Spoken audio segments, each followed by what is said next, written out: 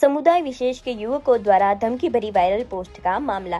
Social media के Instagram पर sir धड़ से अलग करने की धमकी भरी पोस्ट वायरल होने का मामला। हिंदू जागरण मंच एवं सर्व समाज के लोगों ने थाने पहुंचकर की कड़ी कार्यवाही की मांग। उपरोक्त वायरल पोस्ट 22 जनवरी 2024 को अयोध्या में राम मंदिर प्राण प्रतिष्ठा के महोत्सव के दिन की बताई जा रही है।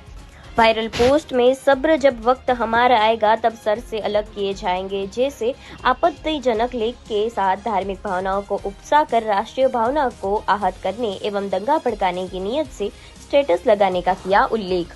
उक्त मामले में आबू रोड निवासी 3 युवकों को लिया था हिरासत में। उपरोक्त मामले में गंभीरता से उच्च स्तरीय सघन जांच कर दोषियों के विरुद्ध कठोर एवं दंडात्मक कार्यवाही करवाने की गई मांग।